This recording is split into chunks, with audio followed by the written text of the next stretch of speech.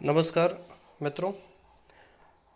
आज जहाँ लक्ष्मी कैद है कहानी का दूसरा हिस्सा आप लोगों के बीच लेकर आया हूँ। इसका पहला हिस्सा पहले ही आप लोगों के साथ साझा कर दिया गया है। उसके आगे का आधा हिस्सा यहाँ है। लेकिन आखिर यह लक्ष्मी है कौन? लेकिन आखिर यह लक्ष्मी है कौन? लक्ष्मी के बारे में प्रश्नों का एक झुंड उसके दिमाग पर टूट पड़ा। जैसे शिकारी कुत्तों का बाड़ा खोल दिया गया हो, या फिर एक के बाद एक सिर पर कोई हथौड़े की चोटें कर रहा हो, बड़ी निर्ममता और क्रूरता से। जैसे छत पर से अचानक गिर पड़ने वाले आदमी के सामने सारी दुनिया एक झटके के साथ एक क्षण में चक्कर लगा जाती है, उसी तरह उसके सामने सैकड़ों हजारों चीज़ें एक साथ चमक कर गायब हो गई। ईंटों के ऊंचे चौकीदार तख्तनुमा चबूतरे पर पुरानी छोटी सी संदूकची के आगे बैठा गोविंद हिसाब लगा रहा था, और अभी हिसाब न मिलने के कारण जो कच्चे पुर्जे इधर उधर बिखरे थे वो सब यूं ही बिखरे रहे। उसने खुले लेजर रजिस्टर पर दोनों कोहनियाँ टिका दी और हथेलियों से आंखें बंद कर ली। कनपटी के पास की नसें चटक रही थीं। ऐसा तो कभी देखा सुना नहीं, सिनेमा उपन्यासों में भी नहीं देखा पढ़ा। सचमुच इन निशानों का क्या मतलब है? क्या लक्ष्मी ने ही ये लाइनें खींची हैं? हो सकता है किसी बच्चे ने खींच दी हो। इसी संभावना से थोड़ा चौंक कर गोविंद ने फिर पन्ना खोला। नहीं, क्या बच्चा सिर्फ इन्हीं लाइनों के नीचे निशान लगाता?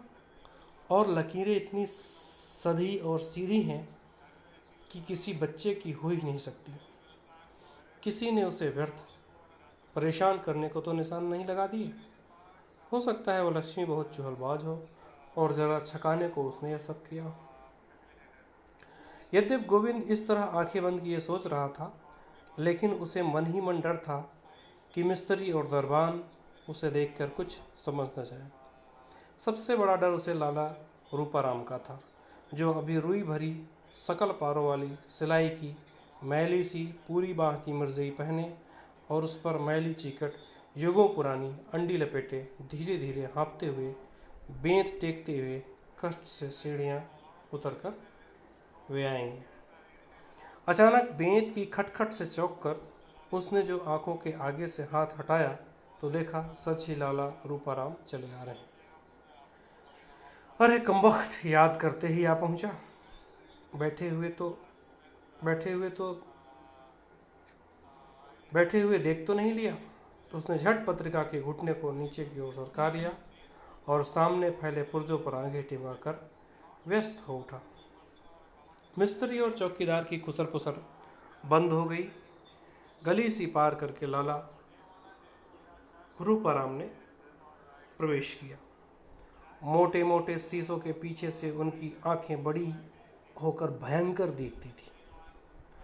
आंखों और पलकों का रंग मिलकर ऐसा लगता था जैसे पीछे मोर पंख के चंदावे लगे हों। सिर पर रुई भरा कंडोपा, उनके कानों को ढकने को मोटर के मडगाड़ जैसे कोने अब ऊपर मुड़े थे और पौराणिक राक्षस के सींगों का दृश्य उपस्थित कर रहे थे। चेहरा उनका झुर्रियों से भरा था और चश्मे का फ्रेम नाक के ऊपर से टूट गया था। उसे उन्होंने डोरा लपेटकर मजबूत कर लिया था। दांत उनके नकली थे और शायद ढीले भी, क्योंकि उन्हें वे हमेशा इस तरह मुंह चला चला कर पीछे सरकाए रखते जैसे च्युइंगम चबा रहे हों। गोविंद को उनके इस मुंह चलाने और मुंह से निकलती तरह तरह की आवाज़ों से बड़ी उबकाई सी आती थी, और जब वे उससे बात करते तो वह प्रयत्न करके अपना ध्यान उस ओर से हटाए रखता। लाला रूपाराम की गर्दन हमेशा इस तरह हिलती रहती जैसे खिलौने वाले बुड्ढे की गर्दन का स्प्रिंग ढीला हो गया हो। घुटने तक मैली कुचैली धोती और मिलिट्री के कबाड़िया बाजार से खरीद कर लाए गए मोजों पर बांधने की पट्टियाँ, जो शायद उन्हें गठिया के दर्द से बचाती थी। बिना फीते के खीसे निपोड़ते फटे पुराने बूट, उन्हें देखकर हमेशा गोविंद को लगता कि इस आदमी का अंत समय निकट आ रहा है। लाला रूपाराम पास आ गए तो उनसे सम्मान में चेहरे पर चिकनाई वाली मुस्कान लाकर उनकी ओर देखते हुए स्वागत किया। ईंटों के चबूतरे पर लगभग 200 स्याही के दाग और छेद वाली दरी पर रामस्वरूप के उससे सटकर खड़े होने से एक मोटी सी सिकुड़न पड़ गई। उसके हाथ से ठीक करके उसने कहा, लाला जी यहाँ बैठिए। लाला जी हाँफते हुए बिना बोले ही इशारा कर दिया कि नहीं, वे ठीक हैं। वे टीन की कुर्सी पर ही उसकी ओर मुँह करके बैठ गए और हाँफते रहे। असल में उन्हें सांस की बीमारी थी और वे हमेशा प्यासे कुत्ते की तरह हाँफते रहते थे। उनके वहाँ आकर बैठने से एक बार तो गोविंद काँप उठा, कहीं कमबख्त को पता तो नहीं चल गया, कुछ पूछने तासने ना आया हो। हालांकि लाला रूपाराम इस समय खा पी कर एक बार चक्कर जरूर लगाते थे, लेकिन उसे विश्वास हो गया कि हो न हो बुढ़ा ताड़ गया है। उसका दिल धसक चला। रूपाराम अभी हाँफ रहे थे। गोविंद सिर झुकाए ही हिसाब किताब जोड़ता रहा। आखिर स्थिति संभालने की दृष्टि से उसने कहा, लाला जी आज मेरा नाम आ गया कॉलेज में। अच्छा, लाला जी ने खांसी के बीच में ही कहा। वह एक हाथ से डंडे को धरती पर टेके थे, दूसरे हाथ में कलाई तक गोमुखी बंधी थी, जिसके भीतर उंगलियां चला चला कर वह माला घुमा रहे थे और उनका वह हाथ टोटा सा लग रहा था। वातावरण का बोझ बढ़ता ही चला गया कि एक घटना हो गई। उन्होंने सांस इकट्ठी करके कुछ बोलने को मुंह खोला ही था कि भीतर आंगन का टट्टर लोहे का जाल भयंकर रूप से झंझना उठा, जैसे कोई बहुत भारी चीज उस पर फेंक दी गई हो, और फिर जोर से बजती हुई खनखनाती कलछी जैसी चीज नीचे आ गिरी। उसके पीछे चिमटा, संडासी, और फिर तो उसे लगा जैसे कोई बाल्टी, कड़ाही, तवा इत्यादि निकाल कर टट्टर पर फेंक रहा है और पानी और छोटी मोटी चीज़ें गिर रही हैं। उसके साथ कुछ ऐसा कोलाहल और कोहराम भीतर सुनाई दिया जैसे आग लग गई हो। गोविंद झटक कर सीधा हो गया, कहीं सचमुच आग वाग तो नहीं लग गई। उसने प्रश्नसूचक दृष्टि से चौंक कर लाला की तरफ देखा और वह आश्चर्य से अवाक रह गया। लाला परेशान जरूर दिखाई देता था, लेकिन कोई भयंकर घटना हो गई तो उसे दौड़ कर जाना चाहिए, ऐसी कोई बात उसके चेहरे पर नहीं थी। मिस्त्री और चौकीदार दोनों बड़े दबे व्यंग से एक दूसरे की ओर देखते मुस्कुराते लाला की ओर निगाहें फेंक रहे थे। किसी को भी कोई खास चिंता नहीं थी। भीतर कोलाहल बढ़ रहा था, चीज़ें फिक रही थी और टट्टर की खड़खड़ाहट, घनघनाहट गूंजती जा रही थी। आखिर यह क्या हो रहा है?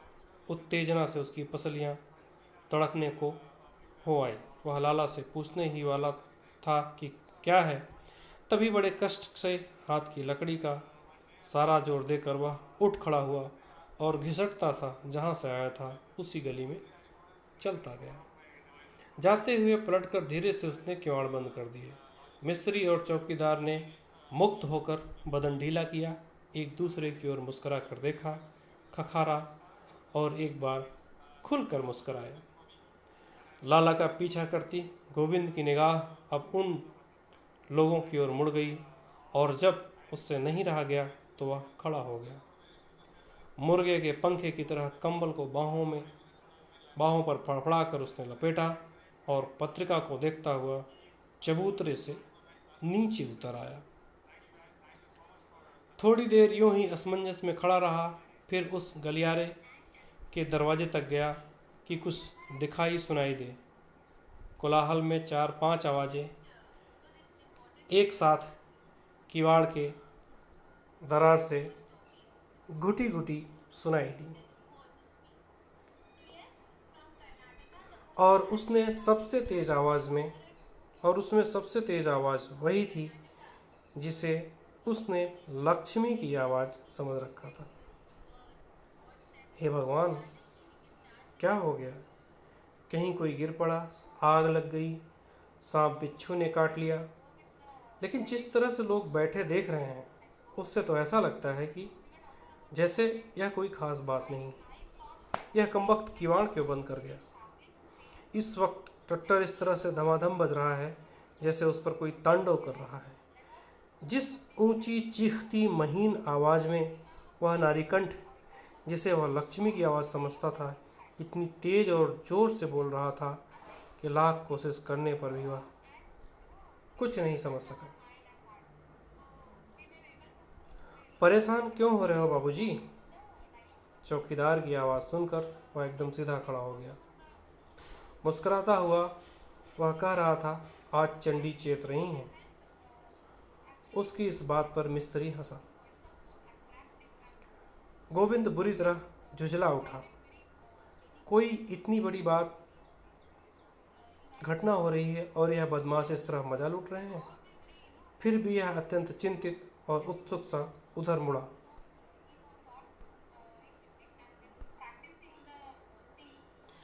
इस बड़े कमरे या छोटे हॉल में हर चीज पर आटे का महीन पाउडर छाया हुआ था। एक और आटे से नहाई चक्की काले पत्थर के बने हाथी की तरह चुपचाप खड़ी हुई थी। उस पर पिसे आटे को संभालने वाला गिलाफ हाथी की सूंड की तरह लटका था। उसी की सीध में दूसरी दीवार के नीचे मोटर लगी थी, जहाँ से एक चौड़ा पट्टा चक्की को चलाता था। इतने हिस्से की सुरक्षा के लिए एक रेलिंग लगा दिया गया था।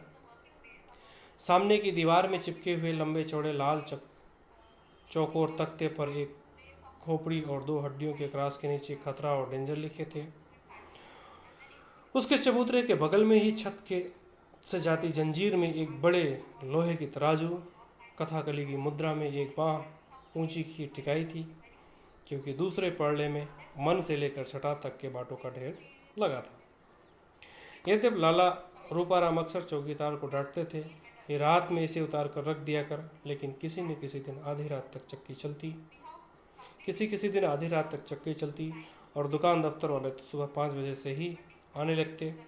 उस समय बर्फ जैसी ठंडी तराजू को छूना टांगना दिलावर सिंह को अधिक पसंद नहीं था। वह इसे यह कर टाल देता कि लड़ाई में सुबह काफ़ी ठंडी बंदूकें लेकर मार्च और परेड कर दिया। अब क्या जिंदगी भर ठंडा लोहा ही छूना उसकी किस्मत में बदा है, इसलिए वह उसे टंगा ही रहने देता। हालांकि ठीक बीच में होने के कारण वह जब भी दरवाज़ा खोलने उठता तो खुद ही उससे टकराता उलझता और रात के एकांत में फौजी गालियों का स्वागत भाषण करता। पुराना कैलेंडर, एक और पिसाई के लिए भरे अन्न या पिसे आटे के बोरे, कनस्तर, पोटलियाँ और ऊपर चढ़कर अन्न डालने का मजबूत सा स्टूल, इस समय दोनों टांगे जिनमें कीलदार फूट डाले हुए थे, धरती पर फैलाए। चौकीदार मज़े में खाट की पाटी पर झुका अपना पुराना पहली लड़ाई के सिपाही पने की याद ग्रेट कोट के चारों ओर लपेटे शान से बीड़ी धोक रहा था और धीरे धीरे सामने बैठे मिस्त्री सलीम से बातें करता जा रहा था। उसके और मिस्त्री के बीच एक बरोसी चल रही थी। जब कभी ध्यान आता तो पास कोयले लकड़ी पर कुछ डाल देता और कभी अत्यंत निष्पृहता से हाथ या पांव दिशा में बढ़ाकर गर्मी सोखता। सलीम सिर झुकाए गर्म पानी के बाल्टी में ट्यूब डुला कर उसके पंचर देखने में व्यस्त था। उसके आसपास 10-12 काले लाल ट्यूब, रबर की कतरने, कैंची, पेंच, प्लास, सॉल्यूशन, चमड़े की पेटी और एक और टायर करके 10-12 साइकिल पहियों के ढेर थे। अपने इस सामान से उसने आधे से ज़्यादा कमरे घेर रखा था। जब गोविंद उसके पास आया तो सिर झुकाए हंसता हुआ ट्यूब के पंचर को पकड़कर कान में लगी कॉपिंग पेस्ट को थूक से गीला करते हुए, हालांकि ट्यूब में पानी भरा था और सामने बाल्टी की पानी भी थी, निशान लगाता हुआ जवाब दिया। यह कहा जमादार साहब ने। फिर एक बांह को जरा तिरछी करके बोला, लाला कुछ नामा ढीला कर दे तो। उसकी लड़की का जिन पर साया है उसका इलाज तो हम अपने मौलवी बदरुद्दीन साहब से मिनटों में करा देंगे। गोविंद का माथा ठनका। लाला की किसी लड़की पर क्या कोई देवी आती है? उसे अपने गांव की एक ब्राह्मणी विधवा तारा का एकदम ध्यान हो आया। उसे भी जब देवी आती थी तो घर के बर्तन उठा उठा कर फेंकती थी। उसका सारा बदन ऐंठने लगता था, मुंह से झाग जाने लगता था, गर्दन मरोड़ खाने लगती थी, आंखें और चीज़ बाहर निकलने लगती थी। कौन लड़की है लाला की? लक्ष्मी तो नहीं? भगवान करे लक्ष्मी न हो। उसका दिल आशंका से डूबने लगा। उसने सुना कोलाहल अब शांत हो गया था और कहीं दूर से रह रहकर एक हल्की रोने की आवाज़ पर सुनाई देती थी। शायद किसी को दौरा वौरा ही आ गया हो, तभी ये लोग निश्चिंत हैं। गोविंद को सुनाकर चौकीदार बोला, नामा तुम भी यार मिस्त्री, किसी दिन बेचारे बुढ़े का हार्ट फेल कराओगे। और बेटा, इस जिन का इलाज तुम्हारे मौलवी के पास नहीं, समझे? वह तो हवा ही दूसरी है। आओ बापूजी बैठो। चौकीदार ने बैठे बैठे स्टूल की तरफ इशारा किया। असल में वह गोविंद को बापूजी ज़रूर कहता था, लेकिन उसका विशेष आदर नहीं करता था। एक तो गोविंद कस्बे से आया है और उसे शहर में चौकीदारी करते ही हो चुके थे नकद 20 साल। दूसरे वह फौज से आया है और कैरो तक घूम आया है। उम्र, अनुभव, तहजीब सभी में वह अपने को गोविंद से ज़्यादा समझता है। लेकिन गोविंद को इन सब का ध्यान नहीं। उसने स्टूल से टिक कर जरा सहारा लेते हुए चिंतित स्वर में पूछा, क्यों भाई, यह शोरगुल क्या था? क्या हो रहा था? मिस्त्री ने सिर उठाकर उसे देखा और चौकीदार की मुस्कुराती नज़रों से उसकी आंखें मिल गई। उसने अपनी खिचड़ी मूँछों पर हथेली फेरते हुए कहा, कुछ नहीं बाबूजी, ऊपर कोई चीज़ किसी बच्चे ने गिरा दी होगी। मिस्त्री ने कहा, जमादार साहब झूठ क्यों बोलते हो? साफ साफ क्यों नहीं बता देते? अब इनसे क्या छिपा रहेगा? तू खुद क्यों नहीं बता देता? चौकीदार ने कहा और जेब से बीड़ी का बंडल निकाल लिया। कागज़ नोचकर आटे की लोई बनाने की तरह उसे ढीला किया, फिर एक बीड़ी निकालकर मिस्त्री की ओर फेंकी, दूसरी को दोनों तरफ से फूंका और जलाने के लिए किसी दहकते कोयले की तलाश में बरोसी में निगाहें घुमाते हुए जरा व्यस्तता से बात जारी रखी, तुझे क्या मालूम नहीं है? उन दोनों की चुहल से गोविंद की झुंझलाहट बढ़ रही थी। उसे लगा ज़रूर ही दाल में कुछ काला है जिसे ये लोग डाल रहे हैं। मिस्त्री जीभ निकालते पंचर के स्थान को रेगमाल से घिस रहा था। वह जब भी कोई काम एकाग्रचित से करता तो अपनी जीभ को निकालकर ऊपर के होठों की तरह मोड़ लेता था। उसकी चांद के बीच से उभरते गंज को देखकर गोविंद ने सोचा कि गंजापन तो रईसी की निशानी है, लेकिन यह कमबख्त तो आधी रात में यहाँ पंचर जोड़ रहा है। उसने उसी तरह सिर झुकाए हुए कहा, अब मैं बाबूजी को क्या किस्सा बताऊं? अब मैं बाबूजी को किस्सा बताऊं या इन ट्यूबों से सिर फोड़ूं? साले सड़कर हलवा तो हो गए हैं, पर बदलेगा नहीं। मन तो होता है सबको उठाकर इसी अंगीठी में रख दूं। होगा सुबह सो देखा जाएगा।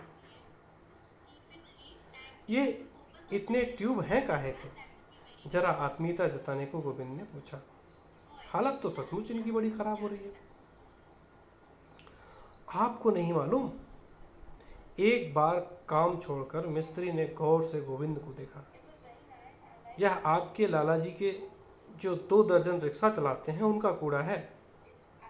यह तो होता नहीं कि इतने रिक्शे हैं, रोज़ टूट फूट मरम्मत होती ही रहती है। हमेशा के लिए लगा ले एक मिस्त्री, दिन भर की छुट्टी हुई, सो तो नहीं। टायर ट्यूब मेरे हिस्से है और बाकी टूट फूट मिस्त्री अली अहमद ठीक करते हैं। फिर उनसे यूं ही पूछा, आप बाबूजी नए आए हैं? हाँ, 2-3 दिन ही हुए हैं, मैं यहाँ पढ़ने आया हूँ, गोविंद ने कहा। उसके पेट में खलबलाहट मच रही थी, लेकिन वह नए सिरे से पूछने का सूत्र खोज रहा था। तभी तो, मिस्त्री बोला, तभी तो आप यह सब पूछ रहे हैं। रात को इसका हिसाब रखते हैं ना? हाँ, थोड़े दिनों में अपने फर्जंद को भी आपसे पढ़वाएगा। अपने फर्जंद शब्द में जो व्यंग उसने दिया उससे खुद ही प्रसन्न होकर मुस्कुराते हुए उसने चौकीदार को की दी हुई बीड़ी सुलगाई। अबे उन्हें यह सब क्यों बताता है? वे तो उनके गांव से ही आए हैं, उन्हें सब मालूम है। चौकीदार बोला। नहीं, सच मुझे कुछ नहीं मालूम। गोविंद ने जरा आश्वासन के स्वर में कहा। इन लाला के तो पिता ही यहाँ चले आए थे ना, सो हम लोगों को कुछ भी नहीं मालूम। बताइए ना, क्या बात है? गोविंद ने आदरपूर्वक जरा खुशामद के लहजे में पूछा। शायद उसकी जिज्ञासु व्याकुलता से प्रभावित होकर ही मिस्त्री बोला। अजी कुछ नहीं, लाला की बड़ी लड़की जो है ना, उसे मिर्गी का दौरा आता है। कोई कहता है उसे हिस्टीरिया है, पर हमारा तो कयास है कि बाबूजी दौरा वोरा कुछ नहीं, उस पर किसी आसेब का साया है। उस बेचारी को तो कुछ होश नहीं रहता। विधवा है। जल्दी से बात काटकर गोविंद धक धक करते दिल से पूछ बैठा। हाय लक्ष्मी ही न हो? विधवा है। जल्दी से बात काटकर गोविंद धक धक करते दिल से पूछ बैठा। हाय लक्ष्मी ही न हो। इस बार पुनः दोनों की निगाहें आपस में टकराकर मुस्कुराकर उससे छिपा न रहा। बीड़ी के लंबे कस के धुएं को लील कर इस बार चौकीदार जबरदस्त गंभीर बनकर बोला। अजी इसने उसकी शादी ही कहाँ की है? नाम क्या है? गोविंद से नहीं रहा गया। लक्ष्मी। लक्ष्मी? उसके मुंह से निकल गया जैसे एकदम उसकी सारी शक्ति किसी ने सोख ली हो। जिज्ञासा और उत्तेजना से तना शरीर ढीला पड़ गया। चौकीदार इस बार अत्यंत ही रहस्यमय ढंग से हंसा, जैसे कह रहा हो, अच्छा तुम भी जानते हो? गोविंद के मन में स्वाभाविक प्रश्न उठा, उसकी उम्र क्या है? लेकिन चौकीदार ने पूछा, तो सचमुच बाबूजी आप इनके घर के बारे में कुछ भी नहीं जानते? नहीं भाई, मैंने बताया तो, मैं इनके बारे में कुछ भी कतई नहीं जानता। एक तरह से आत्मसमर्पण के भाव से गोविंद बोला। लेकिन लक्ष्मी का किस्सा तो पूरे शहर में मशहूर है। चौकीदार बोला। आप शायद नए आए हैं, यही वजह है। फिर मिस्त्री की ओर देखकर बोला।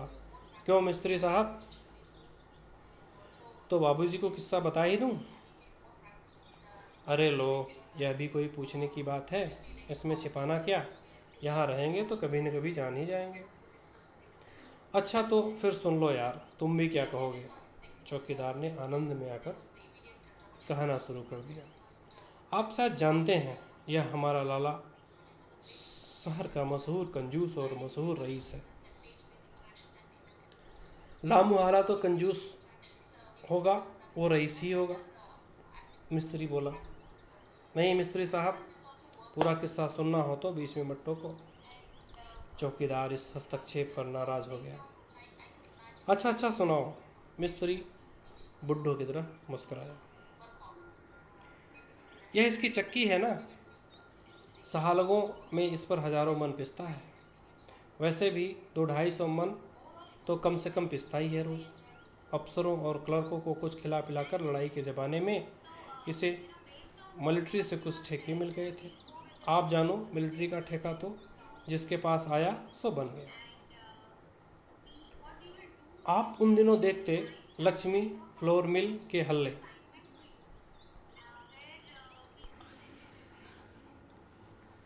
लक्ष्मी फ्लोर मिल के हल्ले। बोरे यूँ चुन रखे रहते थे जैसे मोर्चों के बाद बालू भर भर के रख दिए हों। इसमें इसने खूब रुपया पीटा। मिलिट्री के गेहूं बेच दिए आने पौने भाव और रद्दी सस्ते वाले खरीद कर कोटा पूरा किया। उसमें खड़िया मिला दी। पिसाई के उल्टे सीधे पैसे तो इसने मारे ही। ब्लैक 420 चोरी क्या क्या इसने नहीं किया। इसके अलावा एक बड़ी साबुन की फैक्ट्री और एक काफ़ी बड़ा जूतों का कारखाना भी इसका है। उसे इसके बेटे संभालते हैं। 25-30 रिक्शे और 5 मोटर ट्रक चलाते हैं। शायद गांव में भी इसकी काफ़ी ज़मीन इसने ले रखी है। एक काम है साले का, इतना तो हमें पता है। बाकी इसकी असली आमदनी तो कोई भी नहीं जानता। कुछ न कुछ करता ही रहता है। भगवान ही जाने, दिन रात किसी न किसी तिकड़म में लगा ही रहता है। करोड़ों का आसामी है। और सबसे ताजुब की बात तो यह है कि अब सिर्फ इसी 25-26 साल में यह है कि सब सिर्फ इसी 25-26 साल में जमा की हुई रकम है। चौकीदार दिलावर सिंह मिलिट्री में रह आने के कारण खूब बातूनी था और मोर्चे के अपने अफसरों के किस्सों को, अपनी बहादुरी के कारनामों को खूब नमक मिर्ची लगाकर इतनी बार सुना चुका था कि उसे कहानी सुनाने का मुहावरा हो गया था। हर बात के उतार चढ़ाव के साथ उसकी आंखें और चेहरे की भंगिमाएं बदलती रहती थी। उसकी बातें गौर और रुचि से सुनते हुए भी गोविंद के मन में एक बात टकराई। लक्ष्मी को दौरे आते हैं, कहीं ऐसा तो नहीं कि उसने जो यह निशान लगा भेजा है यह भी दौरों की दशा में ही लगाए हों और उसका कोई विशेष गहरा अर्थ न हो। इस बात से सचमुच उसे बड़ी निराशा हुई। फिर भी उसने ऊपर से आश्चर्य प्रकट करते हुए पूछा, सिर्फ 25-26 साल? नई बीड़ी जलाते चौकीदार ने जोर से सिर हिलाया। गोविंद ने सोचा, और लक्ष्मी की क्या उम्र होगी? और कंजूसी की तो आपने हद आपने देखी ही होगी। बुढ़ा हो गया है, सांस का रोग है, सारा बदन कांपता है, लेकिन 1 पैसे का भी फायदा देखेगा तो 10 मील धूप में हाँफता हुआ पैदल चला जाएगा। क्या मजाल जो सवारी कर ले। गर्मी आई तो पूरा शरीर नंगा, कमर में धोती आदि पहने, आदि बदन में लपेटे, जड़ा हुआ तो यही ड्रेस। बस इसी में पिछले 10 साल से तो देख रहा हूँ। कभी किसी मकान की मरम्मत न कराना, सफ़ेदी सफाई न कराना, और हमेशा यही ध्यान रखना कि कौन कितनी बिजली खर्च कर रहा है, कहाँ बेकार नल या पंखा चल रहा है। लड़का है सो उसे मुफ्त की चुंगी के स्कूल में डाल दिया है। लड़की घर पर बैठा रखी है। एक एक पैसे के लिए घंटों रिक्शे वालों, ट्रक वालों से लड़ना, बहसें करना और चक्की वालों की नाक में दम रखना। उन्हें दिन रात यही सिखाता है कि किस चालाकी से आटा बचाया जा सकता है। 20 रुपए का आटा रोज होटल वालों को बिकता है, सो अलग। जिस दिन से चक्की खुली है, घर के लिए तो आटा बाजार से आया ही नहीं। आप विश्वास मानिए, कम से कम 12-15 रुपए की आमदनी होगी। लेकिन सूरत देखिए, मक्खियाँ भिनभिनाती रहती हैं। किसी आने जाने वाले के लिए एक कुर्सी तक नहीं, 5 सुपारी की तो बात ही दूर। कौन कह देगा कि यह पैसे वाला है। यह उम्र होने को आई, सुबह से शाम तक बस पैसे के पीछे हाय हाय। दुनिया के किसी और काम से इसे मतलब ही नहीं है। सभा हो, सोसाइटी हो, हड़ताल हो, छुट्टी हो, कुछ भी हो, लेकिन लाला रूपाराम अपनी ही धुन में मस्त। नौकरों को कम से कम देना पड़े, इसलिए खुद ही उनके काम को देखता है। मुझसे तो कुछ इसलिए नहीं कहता कि मुझ पर थोड़ा विश्वास है। दूसरे, मेरी ज़रूरत सबसे बड़ी है, लेकिन बाकी हर नौकर रोता है इसके नाम को। और मज़ा यह है कि सब जानते हैं कि झक्की है, कोई इसकी बात को ध्यान से नहीं सुनता। बाद में सब इसका नुकसान करते हैं, आपस में सभी हंसते और गालियाँ देते हैं। बच्चे कितने हैं? चौकीदार को इन बेकार की बातों में भागते हुए देखकर गोविंद ने सवाल किया। उसी बात पर आता हूँ, चौकीदार इत्मीनान से बोला। सच बाबूजी, मैं यह देख देख कर हैरान हो गया हूँ कि इस उम्र तक इसने यह दौलत जुटाई है, अब इसका कमबख्त करेगा क्या? लोग जमा करते हैं बैठकर भोगी, लेकिन यह राक्षस तो जमा करने में ही लगा रहता है। इसे जमा करने की ही ऐसी हाय है रही है कि दौलत किस लिए कमाई जाती है, इस बात को यह बेचारा बिल्कुल भूल गया। सभी बड़े चिंतित और दार्शनिक मूड में दिलावर सिंह ने दिलावर सिंह ने आग वाली राख को देखते हुए कहा, इस उम्र तक तो इसे जोड़ने की ऐसी हवस है, अब इसका यह भोग कब करेगा? सचमुच बाबूजी, जब कभी मैं सोचता हूँ तो बेचारे पर बड़ी दया आती है। देखो, आज की तारीख यह बेचारा भाग दौड़ कर लू धूप की चिंता छोड़कर जमा कर रहा है। एक पाई उसमें से खा नहीं सकता जैसे किसी दूसरे का हो। अब मान लीजिए कल यह मर जाता है तो यह सब किसके लिए जमा किया गया? बेचारे के साथ कैसी लाचारी है। मर कर जी कर नौकर की तरह जमा किए जा रहा है, न खुद खा रहा है, न खुद खा सकता है, न देख सकता है कि कोई दूसरा छू भी ले। जैसे धन के ऊपर बैठा हुआ सांप, खुद उसे खा नहीं सकता, खाने को तो खैर देगा ही क्या। उसकी रखवाली करना और जोड़ना। और लाला रूपाराम के प्रति दया से अभिभूत होकर चौकीदार ने एक गहरी सांस ली। फिर दूसरे ही क्षण दांत किटकिटाता हुआ बोला, और कभी कभी मन होता है छुरा लेकर साले की छाती पर जा चढ़ूं और मुरब्बे के आम की तरह गोदूं। अपने पेट में जो इसने इतना धन भर रखा है उसकी एक एक पाई उगलवा लो। चाहे खुद न खाए, लेकिन जिसे अपने बच्चों को भी खिला पिला नहीं सकता, उस धन का क्या होगा? इसके बच्चे कितने हैं? एक बार फिर गोविंद अधीर हो गया। असल में वह चाहता था कि दार्शनिक उद्गारों को छोड़कर वह जल्दी से जल्दी मूल विषय पर आ जाए, लक्ष्मी के विषय में बताए। वर्णन में बह जाने की अपनी कमजोरी पर चौकीदार मुस्कुराया और बोला, इसके बच्चे हैं 4। बीवी मर गई, बाकी किसी नातेदार किसी रिश्तेदार को झांकने नहीं देता, ऊपर से कोई नौकर भी नहीं है, बस एक मरी मराई सी बुढ़िया पाल ली है। लोग बड़े भाई की बीवी बताते हैं, बस वही सारी देखभाल करती है, और तो किसी को मैंने देखा नहीं है। खुद के 3 लड़के और 1 लड़की। बड़े 2 लड़के तो साथ नहीं रहते, इस बार मिस्त्री बोला। हाँ, वो लोग अलग ही रहते हैं, दिन में एक आध चक्कर लगा जाते हैं। एक जूतों का कारखाना देखता है, दूसरा साबुन की फैक्ट्री संभालता है। इस साले को उन पर भी विश्वास नहीं, पूरे कागज पत्तर हिसाब किताब अपने पास ही रखता है। नियम से शाम को वहाँ जाता है वसूली करने, लेकिन लड़के भी बड़े तेज हैं, जरा शौकीन तबीयत पाई है। इसके मरते ही देख लेना मिस्त्री, वो इसकी सारी कंजूसी निकाल डालेंगे। फिर याद करके बोला, और क्या कहा तुमने? साथ रहने की बात? सो भैया, जब तक अकेले थे तब तक तो कोई बात नहीं थी, लेकिन अब तो उनकी बीबियाँ आ गई हैं ना, एक आध बच्चा भी आ गया है घर में, सो उसे दिन भर गोद में लटकाए फिरता है। इसके घर में एक चंडी जो है ना, उसके साथ सबका निभाव नहीं हो सकता। एकदम गोविंद के मन में आया लक्ष्मी, और वह ऊपर से नीचे तक सिहर उठा। कौन? लक्ष्मी? उसके मुंह से निकला। जी हाँ, उसी की बदौलत तो यह सारा खेल है, वही तो इस भंडारे की चाबी है। वह न होती तो यह तामझाम आता कहाँ से? उसने तो इसके दिन ही पलट दिए, नहीं तो क्या था इसके पास। इस बार यह बात चौकीदार ने ऐसे लटके से कही जैसे किसी रहस्य की चाबी दे दी हो। कैसे भाई, कैसे? गोविंद पूछ उठा। उसका दिमाग चकरा गया। यह क्या विरोधाभास है? एक पल को उसके दिमाग में आया, कहीं यह रुपया कमाने के लिए तो लक्ष्मी का उपयोग नहीं करता? राक्षस चांडाल।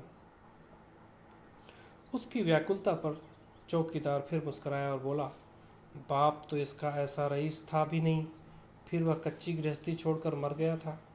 ज़्यादा से ज़्यादा 1000 रुपए दोनों भाइयों के पल्ले पड़ा होगा। शादियां दोनों की हो चुकी थी। कुछ कारोबार खोलने की विचार से यह सट्टे में अपने रुपए दूने करने के लिए पहुंचा तो सोरगांव आया। बड़े भैया रोचराम ने एक पंचक्की खोल डाली। पहले तो उसके भी हालत डामाडोल रही, लेकिन सुनते हैं जब से उसकी लड़की गौरी पैदा हुई है उसकी हालत संभलती ही चली गई। यह उसी के यहाँ काम करता था, मियाँ बीबी वहीं पड़े रहते थे। ऐसा कुछ उस लड़की के का पाँव आया कि लाला रोचूराम सचमुच के लाला हो गए। इन दोनों के बड़े बूढ़ों का कहना है कि लड़की उसके खानदान में भगवान होती हैं। अब तो अपन लाला कभी इस ओझा के पास जा, कभी उस पीर के पास जा, कभी इसकी मानता, कभी उसका संकल्प, दिन रात बस यही कि हे भगवान लड़की हो। और पता नहीं कैसे भगवान ने सुन ली और लड़की हो आई। आप विश्वास नहीं करेंगे, फिर तो सचमुच ही रूपाराम के नक्शे बदलने लगे। पता नहीं गड़ा हुआ मिला या छप्पर फाड़ कर मिला, लाला रूपाराम के सितारे फिर गए। इसे विश्वास होने लगा कि यह सब बेटी की कृपा से है और वास्तव में यह कोई देवी है। इसने उसका नाम लक्ष्मी रखा और साहब कहना पड़ेगा, लक्ष्मी सचमुच लक्ष्मी बनकर ही आई। थोड़े ही दिनों में लक्ष्मी फोर मिल अलग बन गई। अब तो इसका यह हाल है कि यह मिट्टी भी छू दे तो सोना बन जाए और कंकड़ को उठा ले तो हीरे दिखे।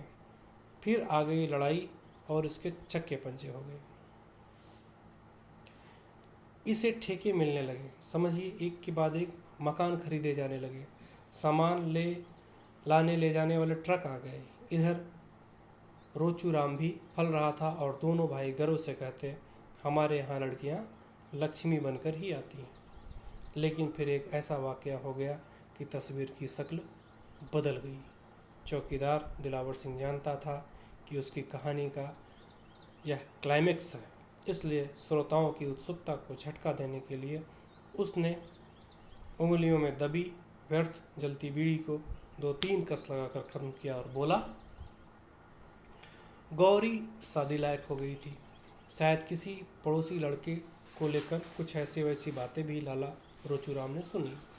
लोगों ने उंगलियां उठाना शुरू कर दिया तो उन्होंने गौरी की शादी कर दी। बस उसकी शादी होना था कि जैसे सारा एकदम खेल उजड़ गया। उसके जाते ही लाला एक बहुत बड़ा मुकदमा हार गया और भगवान की लीला देखिए, उन्हीं दिनों उसकी पंचक्की में आग लग गई। कुछ लोगों का कहना तो यह था कि यह घरेलू दुश्मन का काम था। जो भी हो, एक बड़े हाथी की तरह जो एक बार गिरे तो उठना दुश्वार हो गया। लोग रुपए दाब गए और उसका दिवाला निकल गया। दिवाला क्या जी, एक तरह से बिल्कुल मटिया मेट हो गया। सब कुछ चौपट हो गया और छल्ला छल्ला तक बिक गया। एक दिन लाला जी की लाश तालाब में फूली हुई मिली। अब तो हमारे लाला रूपाराम को सांप सूंघ गया। उसके कान खड़े हो गए और लक्ष्मी पर पहरा बिठा दिया गया। उसे स्कूल से उठा लिया गया और वह दिन आज का दिन बेचारी नीचे नहीं उतरी। घर के भीतर न किसी को आने देता है न जाने देता है। मास्टर रखकर पढ़ाने की बात उठी थी, लेकिन जब सुना कि मास्टर लोग लड़कियां भगा कर भगा ले जाते हैं तो वह बेचारे एकदम छोड़ दिया। लक्ष्मी खूब रोई पीटी, लेकिन इस राक्षस ने उसे भेजा ही नहीं। लड़की देखने दिखाने के लायक। बात काटकर मिस्त्री बोला, अरे देखने दिखाने के लायक क्या, हमने खुद देखा है। जिधर से निकल जाती है उधर बिजली से पहुंच जाती है, 100 में 1। उसकी बात का विरोध न करके अर्थात स्वीकार करके चौकीदार बोला, स्कूल में भी सुनते हैं बड़ी तारीफ थी, लेकिन सबकी साले ने रेड़ कर दी। उसे यह विश्वास हो गया कि लड़की सचमुच लक्ष्मी है और जब दूसरे की हो जाएगी तो इसका एकदम ही सत्यानाश हो जाएगा। इसी डर से न तो किसी को आने देता है न ही उसकी शादी करता है। उसकी हर बात मानता है, बुरी तरह उसकी इज्जत करता है, उसकी हर जिद पूरी करता है, लेकिन निकलने नहीं देता। लक्ष्मी 16 की हुई, 17 की हुई, 18, 19, साल पर साल बीत गए। पहले तो वह सबसे लड़ती थी, बड़ी चिड़चिड़ी और जिद्दी हो गई थी। कभी कभी गाली देती और मार भी बैठती थी। फिर मालूम नहीं क्या हुआ, घंटों रात भर पड़ी जोर जोर से रोती रहती। फिर धीरे धीरे उसे दौरा पड़ने लगा। अब क्या उम्र है, गोविंद ने बीच में पूछा। उसकी ठीक उम्र तो किसी को भी नहीं पता, लेकिन अंदाज से 25-26 से कम क्या होगी। घृणा से होंठ टेढ़े करके चौकीदार ने अपनी बात जारी रखी। दौड़ा न पड़े तो बेचारी जवान लड़की क्या करे। उधर पिछले 5-6 साल से तो यही हाल है। दौरों में वह घंटे 2 घंटे बिल्कुल पागल हो जाती है। उछलती कूदती, बुरी बुरी गालियाँ देती, मतलब रोती हंसती, चीज़ें उठा उठा कर इधर उधर फेंकती, जो चीज़ सामने होती उसे तोड़ फोड़ देती, जो हाथ में आता उससे मारपीट शुरू कर देती और सारे कपड़े उतार कर फेंक देती है। बिल्कुल नंगी हो जाती है और जांघें पीट पीट कर आपसे कहती, ले तूने अपने लिए रखा है, मुझे खा, मुझे चबा, मुझे भोग। यह पिटता है, गालियाँ खाता है और सब कुछ करता है, लेकिन पहरे में जरा ढील नहीं देता। चुपचाप सिर पर हाथ रखकर बैठा बैठा सुनता रहता है। क्या जिंदगी है बेचारे की। बाप है सो उसे भोग नहीं सकता और छोड़ तो सकता ही नहीं। मेरी तो उम्र नहीं रही, वरना कभी मन होता ले जाऊं, जो होगा सो देखा जाएगा।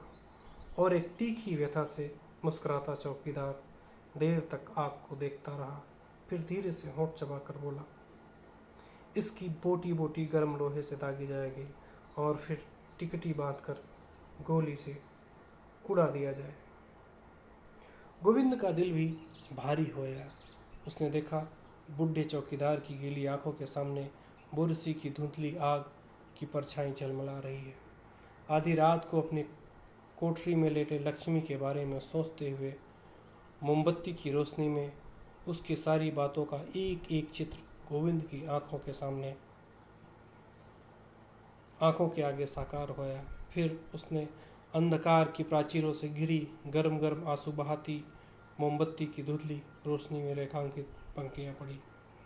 मैं तुम्हें प्राणों से अधिक प्यार करती हूँ, मुझे यहाँ से भगा ले चलो, मैं फांसी लगाकर मर जाऊंगी। गोविंद के मन में अपने आप एक सवाल उठा, क्या मैं ही पहला आदमी हूँ जो इस पुकार को सुनकर ऐसा व्याकुल हो उठा हूँ, या औरों ने भी सचमुच इस आवाज़ को सुना है और सुनकर अनसुना कर दिया है? और क्या सचमुच जवान लड़की की आवाज़ को सुनकर अनसुना किया जा सकता है? धन्यवाद।